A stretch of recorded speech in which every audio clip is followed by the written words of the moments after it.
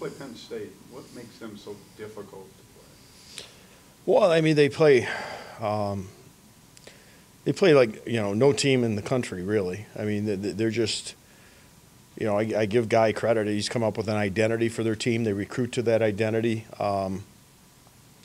They transition extremely well, but I mean, they're like, from a coach's perspective, like, I don't like our guys to cheat offensively, to cheat out of the zone, to cheat, and that's all they do, and it works for them. They as soon as there's any chance of them getting the puck on their own end or even in the neutral zone, they're going to have 3-4 guys going, but they have guys. They have a lot of players that have good puck skills, and they have good instincts, so they have the ability to find open ice and get open. So that works for them, and I think that they're one of the hardest teams probably in the country to play against because of it. And yet, after they showed their highs and their lows of their games the other night. Last weekend, they scored 6 unanswered goals Friday night to beat Wisconsin, and then Wisconsin comes back and beats them on Saturday night. They're an up and down kind of team. Well, the best example I could probably give you is I think back to the old Louisville Rick Pitino press. It's just full court press, and when you're on, you can't get away. You can't get out. There's no play to make. There's nothing to do. There's no place to go. But when you're not on, you get beat up the court, and you're giving up. It's the same concept. If you're really on, then they're going to get their 40, 50 shots a night, and they're going to have, odd man rush situations offensively. They're going to probably score. I mean, they're averaging over 4 goals a game. They're going to get their chances, But if they're not on, that's what I talked about. The other team then gets 2-on-1s, and if you defend well against them, you can get your own chances. And you ran into some of that scenario earlier this season at their place. Yeah, no question. I mean, we weren't as sharp on Saturday night as we were Friday, and even Friday we had no lead is safe. We had a good lead against them, and like they just keep coming at you. So. And that same thing happened to Wisconsin on Saturday. Even though they had a big lead, they kept on coming back on them. So they just play a real high tempo side. They're fun to watch. They play a high tempo game. The thing for me is, like, I've never felt like you could win when it really matters when you're playing that way. But they have won the league once. The regular season. And they've made the NCAA tournament, and they could again this year. But, it's I'm sure that the kids there probably really love playing there, playing for that type of a system, that type of a game. I don't know how much it translates to, to the next level, but. Off your weekend last weekend, how would you appraise what you did last weekend?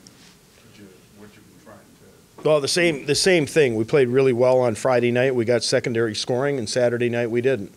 And I thought we played pretty well, with maybe in a 10-minute span in the second period where we broke down a couple times defensively, but we just had the inability to score, and we didn't get any power plays. We had 1 power play, but we didn't give up any either. So, it's that same thing that's kind of haunted us all season, just the inconsistency in scoring goals, because we had chances, especially in the third period. Yeah, the tweaks that you made to the lineup on Friday, you just didn't. Were you happy with them for the whole weekend, or do you think you might? Well, I switched it up a little bit in the third period on Saturday, but that was just to try to get away, because they had last change. It was just trying to get away from matchups with their defensive pairs. So I did make a change, but I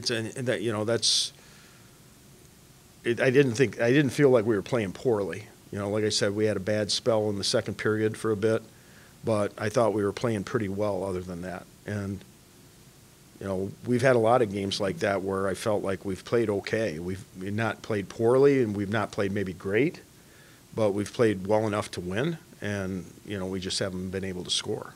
I could probably rattle off 10 games like that this year. Health-wise, you're in good shape? Team is, yeah.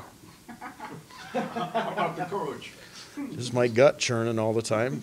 Other than that, I'm fine. And again, you can kind of control your own destiny this weekend with what you do. Yeah, we just have to win hockey games. Right now, I mean, it was like that the last month, we just need to win games. And we've got to come out strong on Friday night and wait, after that we'll worry about Saturday. Coach, since we're entering senior week for these guys, last home games during the regular season, just a couple of thoughts on the senior class and what they've meant to this program? Well, the four guys, first of all, I have a lot of respect for the guys that stick it out for 4 years. Sometimes guys leave early. This class was originally 6 or 7 deep.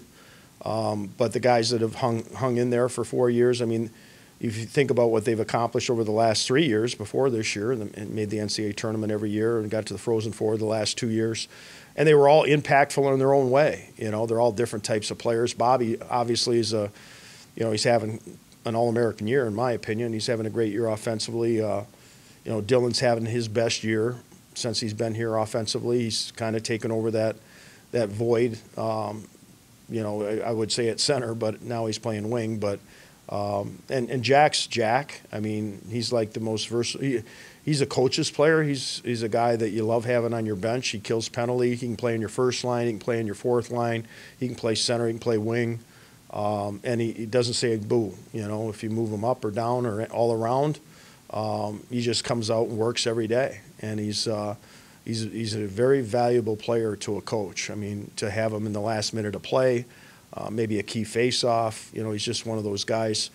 Some similarities to Jake Evans last year. Maybe not some of the same offensive instincts, but a lot of the same attributes as far as the compete level and the smarts defensively and just what he brings to each and every shift he plays.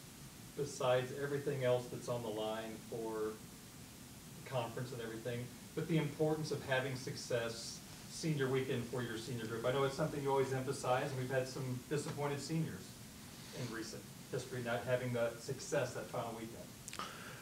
Yeah, I was talking about that today with another interview. It's not just us. It's not uncommon. It's just the distractions that go along with senior night, more so than maybe Friday night, but senior night. Just the pregame ceremony. Most of the kids have a lot of family on those weekends. Maybe it's beneficial that we only have 3 seniors playing. but there's distractions attached to it where the opposing team doesn't impact them at all. Maybe there's additional pressure for them to play better too. At this point, I mean, all 3 of those guys. Obviously Joe was an important part of our program over the last 4 years too. But as far as going into Saturday, those kids have been good citizens. They paid their dues over 4 years. They've all given everything they've had to this program over the last 4 years. They're all quality kids, and I'm proud to have had them. And hopefully they have a lot of hockey left to go, and hopefully this isn't their last weekend at home. How would you evaluate the way Colin Tyson's game has evolved the last couple of years since arriving? Well, he's come on here strong in the last month. I think a big part of it's every player's different, but I mean, just confidence. I mean, he's been bounced around from first line to fourth line all year long. He played pretty much as a freshman, played with our first line for the majority of the season last year.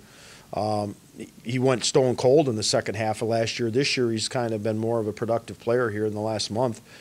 Big goals too. Scored some huge goals for us here in the last month. Got put back on the one of the top 2 lines. He's power play now again, and he's capitalizing on it, which is good. I mean, we need guys like him. Alex Steve scored again on Saturday. We need guys. Like that to contribute right now. Because.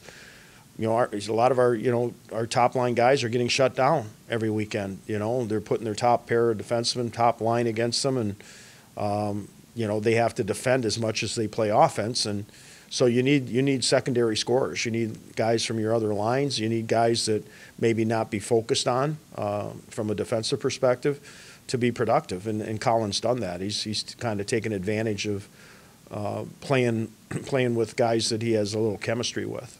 Final question, this is kind of a throwaway, but Joe has been joining me as an intermission guest, breaking down the game, what have you. And he made a comment, and I just want to see your thoughts. He said there are parts of Michael Graham's game that reminds him of Ogilvy. Despite they're both 15 and right-handed, do you see little bits and pieces of similarities between the two? I mean, puck skills, certainly, instincts, certainly. You know, I see Michael Graham playing center here eventually. It's, you know, we didn't know how long it was going to take him. We knew what he was capable of going into the year just based on his history in high school hockey. Kid didn't play for 2 years, basically. You know, he played a half a year 2 years ago.